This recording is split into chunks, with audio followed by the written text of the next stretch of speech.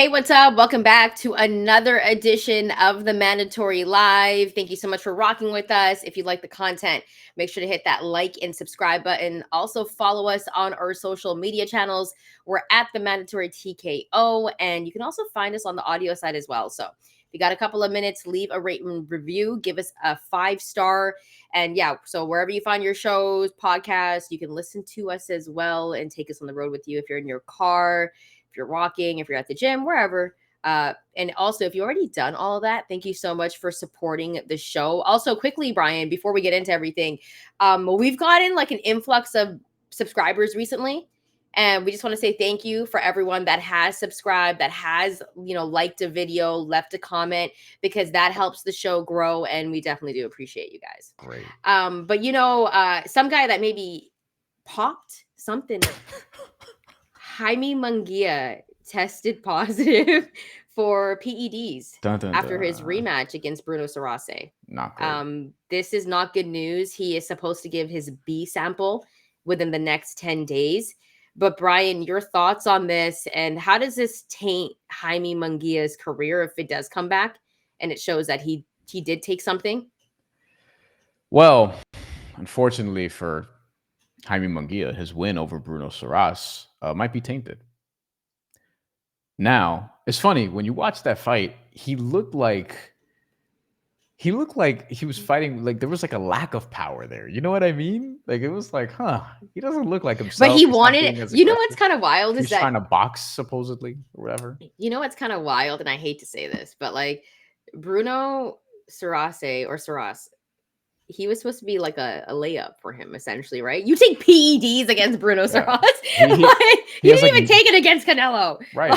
And he got knocked out by Bruno Surace, who was like Bruno Surace, like leading up to their first fight, had like -6 career knockouts. Like there was like nothing there and he just caught him, and that was it. And then in the rematch, Jaime Munguia won, although he gave up some rounds in that fight. Like it got a little dicey at some points, but then he finished strong. So from Boxing Scene, from Jake Donovan, confirms Boxing Scene confirmed this. Confirmed former WBO junior middleweight title holder tested positive for a banned substance surrounding his May 4th win over Bruno Surace. Tijuana's Munguia was credited with a unanimous decision win in their bout in Saudi Arabia. Remember, this was on the Canelo Alvarez-Williams school card, which was a classic, in case you missed it. A post-fight urinalysis revealed an adverse finding of exogenous testosterone from testing contracted through Voluntary Anti-Doping Association, VADA. And Munguia now has 10 days from the date to notice to request the testing of his B sample, which Shantelle mentioned already.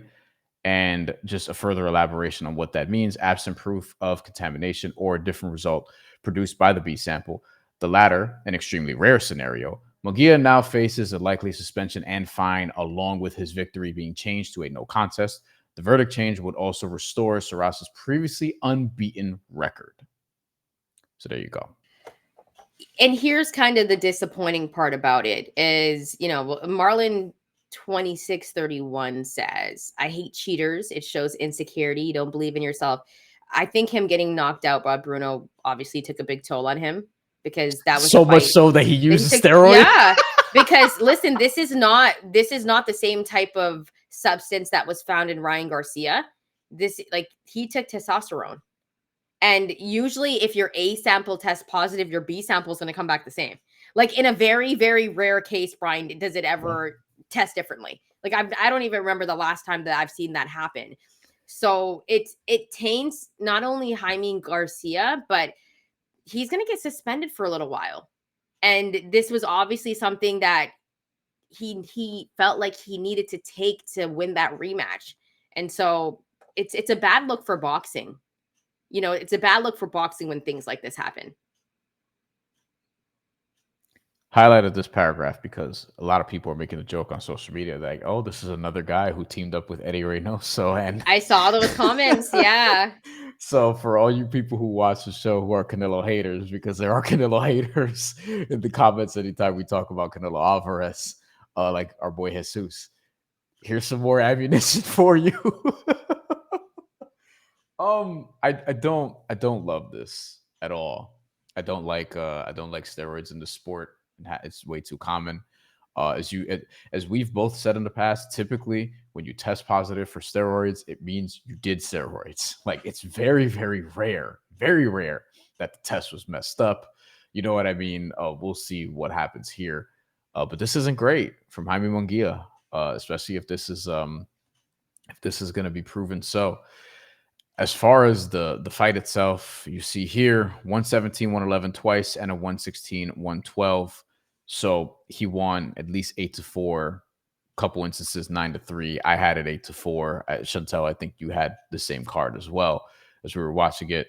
Um, yeah, not great from Jaime Munguia. Afro Soul comments they should make Juice Part 2 starring Canelo, the Canelo team, and every boxer that's ever trained with them.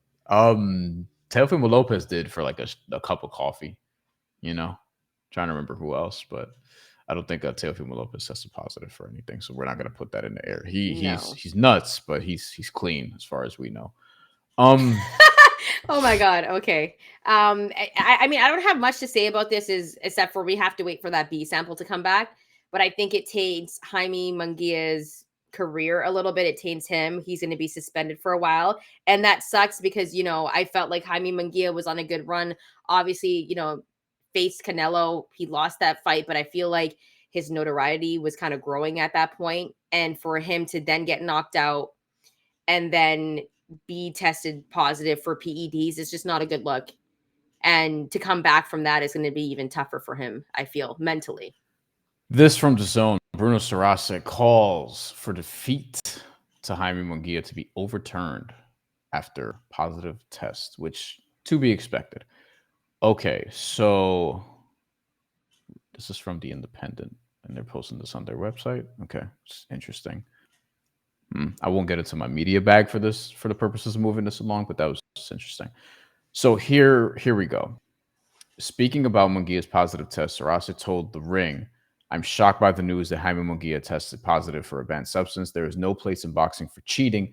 The sport is dangerous enough already. I agree with that. He added, I went to Mexico and knocked out Munguia fair and square in December, and I was gracious enough to give him a rematch in May. He knew he could not beat me on a level playing field. I trust that this result will be overturned immediately. By the way, credit to him for giving that rematch, even though I'm sure he was paid a shit ton, like like a career high purse, not by far. Like by far, he probably quadrupled a lot of his other previous payments, or even more than that. So I think that was part of it too. Not blaming him for that part of it, but just saying like he was probably offered a shit ton of money. That being said, he did give him the rematch when he didn't have to. It fucked up his undefeated record, and now coming away from this, like imagine if he knocked out Bruno Surace. Luckily he did not, so he can recover in a different way, prepare for his next fight in a different way. He's not chinny, so to speak. Yo, so here's my only question. When Jaime Munguia gets suspended and he comes back, are we getting a trilogy fight or what? Like, do we want to see a trilogy fight for this? Like, what's going to happen? There's so many questions, and it's unfortunate that he tested positive, but there is no room for this sport to have cheaters in it. And it's true, it's dangerous. I would be pissed if I'm Bruno, dude. If I'm Bruno, I don't think I'm doing it a third time because I knocked you out. I knocked you out the first time, and the second time you pop dirty, and it's a no contest. And it's like I'm good. I could actually move along here. You know what I mean? Like Yeah. I'm good. It doesn't matter at this point. And you know what? The other thing that this alters in looking at just the rankings now, Berlanga and Munguia won't happen, guys. We'll end on this. Oh, that's the other piece of this is the fights that Jaime Munguia probably could have gotten. He probably gets like the winner of Edgar Berlanga and Hamza Shiraz. And now if he does have to go away for a while, we still have to say reportedly, allegedly, whatever, but this is what it is. Yeah, a lot of those big fights go out the door. I think it's more likely we get Berlanga and Pacheco. So here's the thing. Jaime Munguia wins that fight. He's number 2 ranked by the WBC now. He's number 3 ranked by the WBO.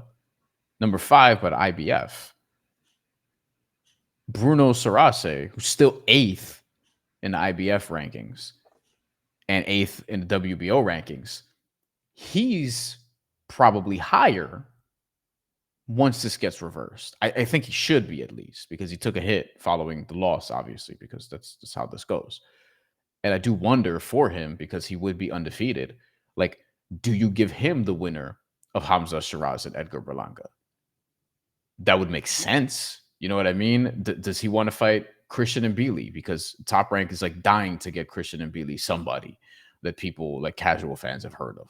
Although casual fans, I'm not sure have heard of Christian Mbili. But you get the point. Like, there's just a lot. There's a lot of ramifications for this in a division that's low key, like deep, 168, even with the departure of David Benavidez and David Morrell, for that matter. There's just a lot here. So if Jaime Munguia, if Jaime Munguia goes down for this, and he'll be suspended for a while, I have a lot of questions. At least a year. At least a year, he's going to be gone. He could get So, 2. It's realistic. yeah, it's very likely he could definitely get 2. So listen, we're going to take a look at the rankings. We're going to come back, actually, because we're going to have to talk about this when the B sample comes back. And I think we kind of know how it's going to come back, because it's rare to have go the other way.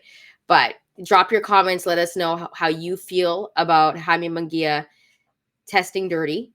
And on top of that, what you think that means for his career. We want to hear from you. Bryan, any final thoughts before we get up and out of here? Knicks Pacers predictions? I don't want to make a prediction. I said in the beginning of the series, I said if the Pacers win, they'll do it in 6. If the Knicks win, they'll do it in 7. So I think the Knicks have a good chance to get it done at home today, but they have to play their pace. They can't play the Indiana Pacers pace. There has to be consistency from guys like Mikal Bridges. You don't even shoot good off the dribble. I don't want to see you shoot off the dribble. Set your feet. Like, why are you taking trays off the dribble? Maddening. Like, shot selection is going to be so important in this game. Maddening. He had a layup and just dribbled into a 10-foot fadeaway. He doesn't get to the rim at all. It's perplexing, because he actually was getting to the rim when he was with the Nets. And a little bit as a Sun. This is the worst free throw rate he's had of his career. Mm-hmm. Not going to get into basketball advanced analytics, because I'll bore the shit out of our boxing fans. But anyway, Afro Soul overturn the results and give him a 1-year ban. I agree. Yep. That sucks. But, a lot of guys fight once a year as it is. Jaime Munguia doesn't. But a lot of guys fight once a year as it is. So maybe we won't feel this that much. We'll see what happens. But Christian Mbili versus Bruno Surace coming soon, I think, maybe. Hey, I listen, man. Props to Bruno. I'll say that much. Big props to him. He deserves to get credit for giving him that rematch. And listen, we're probably not going to get that trilogy fight, and I don't think we need it. And I'd like to see Christian Mbili and Bruno Surace real quick. I'd like to see them fight. Just because, like, they're both French. You could do it in France. That'll be cool visually on TV. Like, if I'm Top Rank, assuming Christian Mbili gets by his challenge next month against, I think it was Sulecki, that's the fight I'd be trying to make next. Like, do it in France, do it in the fall, or something along those lines. Yeah, Clifton Dennis, good friend of the show, says, how long we've been live? How much did I miss? You missed the entire show, Clifton, but you can always watch it after and drop your comments, because we do see them and we will read them. Marlon says, see y'all later. Good show, like always. And to answer the notification part, Clifton, YouTube just be doing that sometimes. So just stay locked into the channel. I push the thing for people to get the push notification. If people aren't getting it, let me know. And we'll figure it out, hopefully. But yeah, we'll be back next week, because it's unlikely that we're doing a post-fight live for Caleb Plant versus Resendez. See ya.